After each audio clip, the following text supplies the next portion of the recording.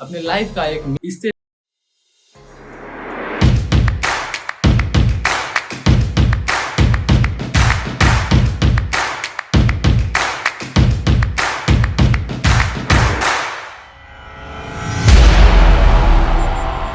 स्वागत है दोस्तों, मैं युवराज और आपका स्वागत है मेरे चैनल हेक्टिक यूवी पे।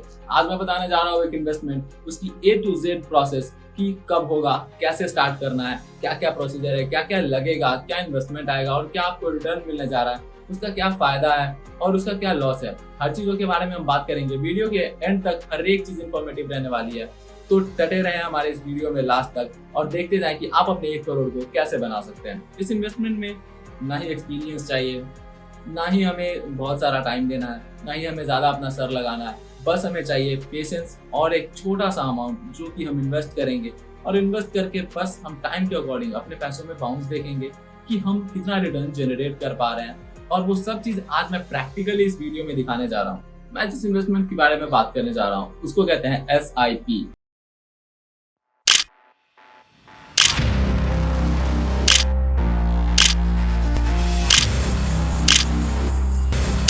Systematic investment plan.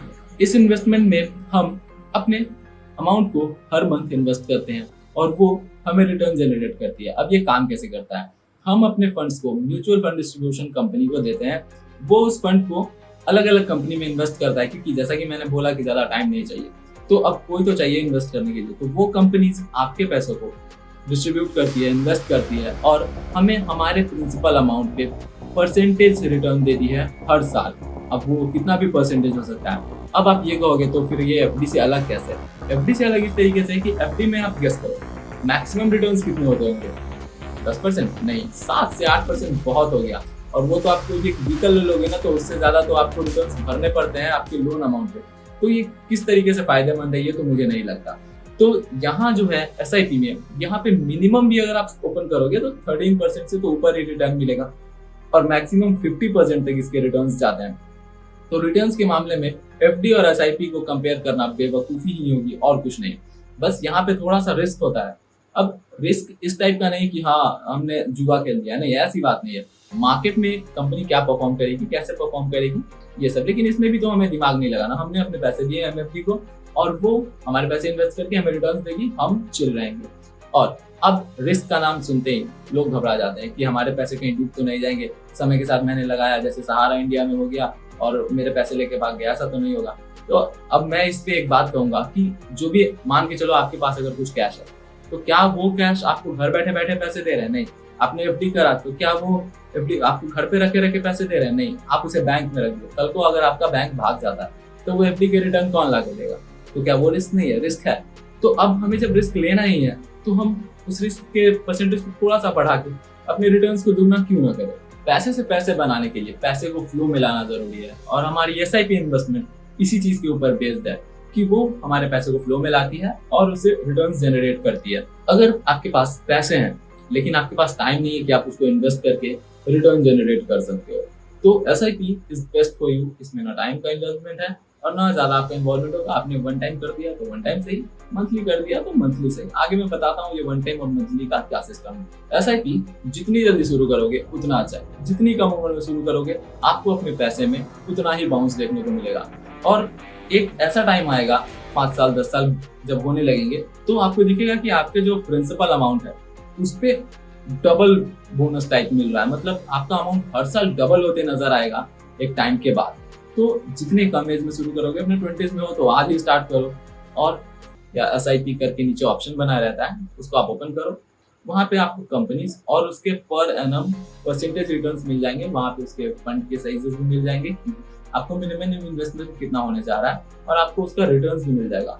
नीचे में कैलकुलेटर है, यहाँ पे हम लोग कैलकुलेट कर सकते हैं कि हमारे कितने अमाउंट पे कितना रिटर्न बनने जा रहा है। आप अपने अमाउंट एंटर करो और उस पे टाइम के अकॉर्डिंग, मतलब 3 साल हो गया, 5 साल हो गए, इसके अकॉर्डिंग आप चेक कर लो कि कितना रिटर्न बन के मिलेगा। SIP करने से पहले आपको SIP के टर्म्स के बारे में बता देता हूँ। एक होता है स्मॉल कैप, एक होता है मिड कैप, एक होता है लार्ज कैप। स्मॉल कैप 3 साल का होता है, मिड कैप 5 साल का होता है और लार्ज कैप वो लंबे पीरियड 7 साल या 10 साल जितने भी पीरियड के लिए, ठीक है। ये रिस्क के अकॉर्डिंग बटा होता है।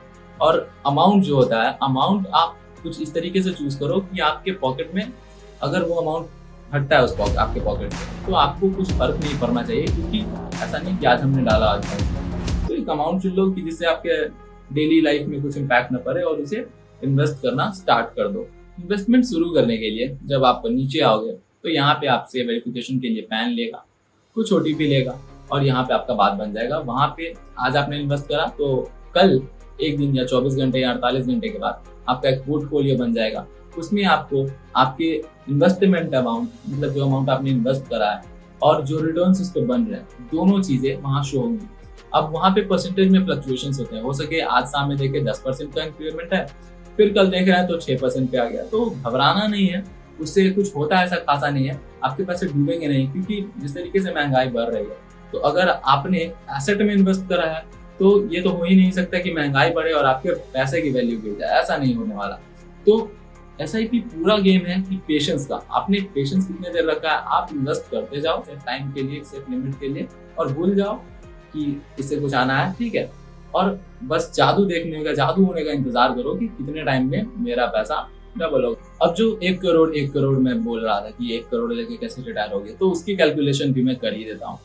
हमारे पास 3 तरीके की कंपनी होती है, 1 से 20% लो रिस्क, 20 से 35% मॉडरेट रिस्क और 35 से अबव हाईली रिस्की, ठीक है। तो हम ऐसे लोग हैं जो ज्यादा रिस्क नहीं लेंगे, तो हम मॉडरेट कंपनीज के साथ जाएंगे। और एक डिसेंट इन्वेस्टमेंट अमाउंट हम मान लेते हैं 2000 रुपये, 1500 से 2000 रुपये, तो 2000 एक एवरेज रखते हैं, जो कि ज्यादा बड़ा अमाउंट भी नहीं है, ज्यादा छोटा अमाउंट भी नहीं है। और हम इसे इन्वेस्ट करके देखते हैं कि क्या अमाउंट हमें कितना रिटर्न देगा। अब हम जब ऐप को खोलेंगे तो हमें दिखेगा 25% रिटर्न वाले क्राइटेरिया का सारा कंपनी की 25% रिटर्न कौन कौन सा कंपनी हमें दे रहा है। ओके, अब हम गूगल पे आएंगे और सर्च करेंगे SIP calculator. SIP calculator open करते ही हम अपना यहाँ पे अमाउंट डालेंगे, परसेंटेज रिटर्न डालेंगे 25% का एडजस्ट करके, और देखेंगे कि कौन सी कंपनी हमें कितना रिटर्न देती है। और टाइम के साथ साथ हमारे जो भी अमाउंट, इन्वेस्टमेंट अमाउंट है, उस पर कितने रिटर्न्स जनरेट होते हैं और कितने हमारे प्रिंसिपल अमाउंट बनते हैं उस टाइम में। तो अगर 2000 हमारी इन्वेस्टमेंट है तो 5 साल में 25% रिटर्न के साथ वो अमाउंट हो जाएगी, हमारी प्रिंसिपल अमाउंट बनेगी 1,20,000 रुपए, उस पर हमें रिटर्न मिलेगा 1,19,000 रुपए। तो नेट हमारे हो जाएंगे 2,39,000 रुपए 5 साल के अंदर। सेम अमाउंट अगर हम 10 साल तक कंटिन्यू करते हैं 25% के इंटरेस्ट के रिटर्न के साथ, तो अब हमारी अमाउंट हो जाएगी 2,40,000 रुपए और उस पर रिटर्न जनरेट होगा 8,25,000 रुपए का, और वो नेट हो जाएगा 10,65,000 रुपए। अब उसी अमाउंट को हम अगर 15 साल तक कैलकुलेट करते हैं तो 15 साल 25% के अकॉर्डिंग हमारा प्रिंसिपल अमाउंट होगा 3,60,000 रुपए। उस पे रिटर्न्स जनरेट हो चुके होंगे 35,51,000 रुपए के, और हमारा नेट अमाउंट हो चुका होगा 39,11,000 रुपए। अब सेम अमाउंट अगर हम 20 साल तक कंटिन्यू करते हैं, 20 साल तक इसीलिए कंटिन्यू करते हैं क्योंकि अगर हम 20s में शुरू कर रहे हैं तो आज से 20 साल के बाद ही रिटायरमेंट लेंगे, तो 20 साल, 20वें साल 25% के रिटर्न के अकॉर्डिंग हमारा प्रिंसिपल अमाउंट बनता है 4,80,000 रुपए। उस पर रिटर्न जनरेट कितने होंगे पता है? 1,32,38,000 रुपए, जो कि नेट बनते हैं हमारे 1,37,18,000 रुपए। तो ये हमारे 1 करोड़ की लिमिट को पार कर चुका है। इसमें से आप टैक्स भी हटा दोगे और अपना इन्वेस्टमेंट प्रिंसिपल अमाउंट भी हटा दोगे, फिर भी नेट आपको 1 करोड़ रुपए तो बच ही जाएगा आपके रिटायरमेंट के साथ। तो अब रिटायरमेंट के टाइम पे आप अपने सपनों का घर भी बना सकते हो, अपने सपनों की गाड़ी भी ले सकते हो, और जो भी आपको एक ऐसा डिसेंट अमाउंट मिल चुका है कि अब आपकी बाकी लाइफ इजीली कट जाएगी। तो जितना अमाउंट हमें सिर्फ 2,000 रुपए इन्वेस्ट करके इन 20 सालों में हमने जनरेट कर लिया, अगर उसी अमाउंट को हम अगर खुद से जमा करने बैठेंगे ना, तो पता है कितने लगेंगे? 6,80,000 रुपए अप्रॉक्स आपको हर साल जमा करने पड़ेंगे 20 साल तक के लिए। मतलब हर दिन के 1,875 रुपए हो गए। आपको हर दिन जमा करना होगा 1,800 रुपए, तब जाके आप 20 साल तक बना पाओगे 1,32,00,000 रुपए, जो कि SIP के थ्रू सिर्फ आप एक मंथ में अगर 2,000 रुपए डिपॉजिट करते हो तो ये चीज पॉसिबल है। तो जमा करने से तो ऐसा होगा नहीं, तो ऐसी जगह इन्वेस्टमेंट करो उसी अमाउंट को। वही अमाउंट हम इधर उधर वेस्ट भी कर देंगे, लेकिन वही अमाउंट अगर हम इन्वेस्ट कर देते हैं। पैसे को वेस्ट करने से अच्छा हम इन्वेस्ट कर दें, ठीक है, ताकि हमें उस पर एक ऐसा रिटर्न मिले जो कि काफी सस्टेनेबल हो। अब कुछ कंपनी के इन्वेस्टमेंट रिटर्न्स भी देख लेते हैं कि लास्ट 5 ईयर्स में हमने लगाए होते तो क्या होते और अगले 5 ईयर में इनके रिटर्न्स क्या होंगे। नीचे मैं चार्ट लगा देता हूँ। ये कुछ चार्ट थे कंपनीज के और उनके रिटर्न्स के कि कौन सा कंपनी किस ईयर में कितना लगाने पे कितना रिटर्न आ रहा था। चार्ट को क्लियरली देख लीजिए और उसमें आपको पता चल जाएगा कि कितने में अगर हमने 5 साल पहले या 10 साल पहले स्टार्ट किया होता तो आज हमारे पास कितना अमाउंट होता। अब हम बात कर लेते हैं कि मैंने जो इन्वेस्टमेंट कर रखे हैं, अब मैं अगर कुछ करने को आपको कह रहा हूँ तो ऑब्वियस सी बात है मैंने भी वो चीज की होगी। अब मैंने जो इन्वेस्टमेंट कर रखा है मैं अपना पोर्टफोलियो भी दिखा देता हूँ।